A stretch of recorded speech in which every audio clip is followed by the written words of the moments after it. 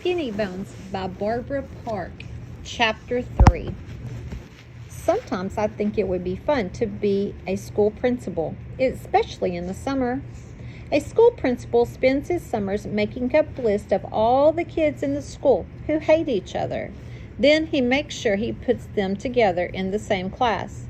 He really must have had a good laugh when he put TJ and me in the same room again this year. Ever since I got sent to the principal for wearing wax lips to music class, he hasn't seemed to like me much. When I first discovered the bad news about TJ, I hurried home to tell my mother. I was hoping that maybe she could call the school and have me switch to a different classroom or something. But no such luck. All my mother did was tell me that I should try to ignore him. She's always given me great advice like that. Then she hands me my lunch, shoves me out the door, and her problems are over for the day. Mine are just beginning.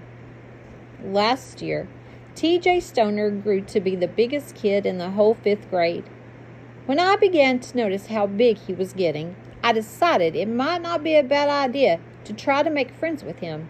But unfortunately, TJ did not seem too interested. If I remember correctly, his exact words were, "Get lost, creephead." "Does that mean no?" I asked. TJ grabbed me by the shoulders and looked me straight in the eye, and then he said, "It means I hate your guts, Alex." "Oh, come on, TJ," I said, smiling. "Can't our guts be friends?" TJ didn't think that was quite as funny as I did. I could tell by the way he pushed me down and sat on my head. "Stop being such a jerk, you skinny bag of bones. You're beginning to get on my nerves." He gave me another shove and left. It's too bad my mother wasn't there. Maybe she could have told me how to ignore someone's knee when it's shoved in my mouth. I think the worst thing about being in the same room with TJ is having him in my gym class. I hate to admit it, but he's really a great athlete. For a kid, TJ Stoner is the best baseball player that I've ever seen. There's only one sport that I'm better at than TJ: square dancing. I figure I can count square dancing as a sport because we do it in gym. You ought to see me. I can promenade my partner better than any other kid in the whole school. One time, I asked the gym teacher, Mr. McGusky, if he ever thought about starting a school square dance team.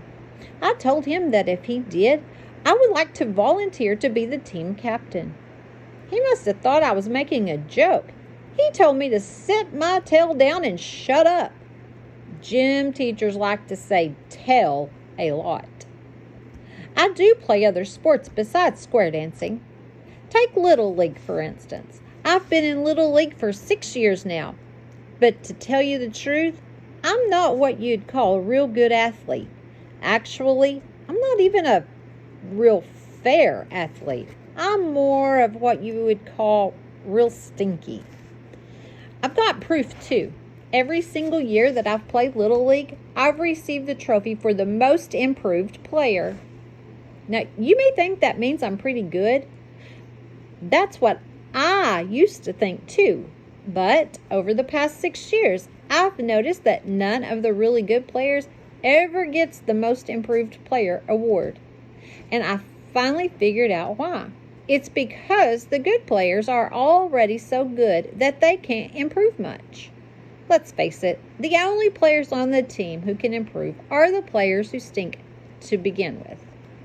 Last year, at the end of baseball season, I tried to explain how I felt to my father. We were sitting together at a Little League Awards assembly. The announcer began calling the names of all the players who were going to be receiving trophies. I started to get very nervous.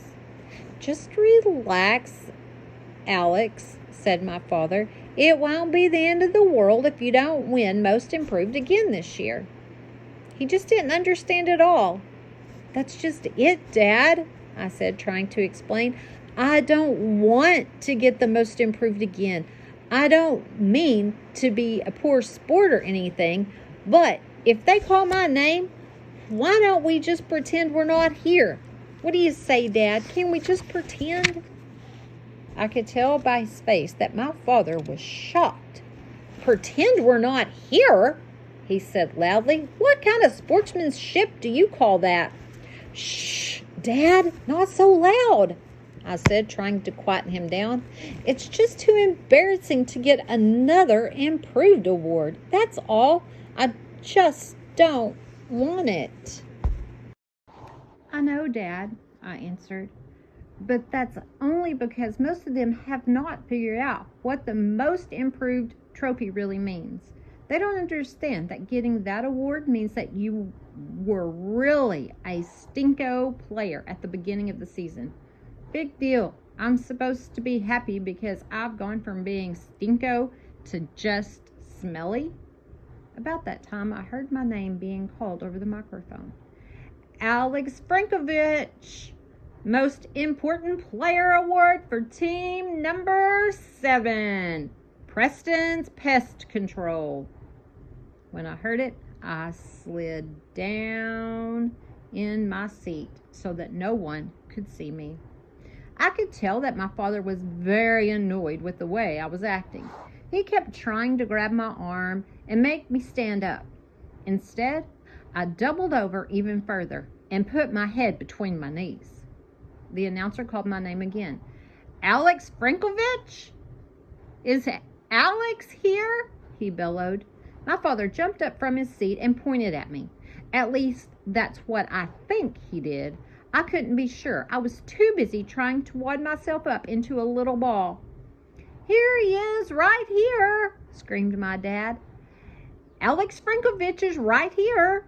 I guess everyone thought that I was just being shy.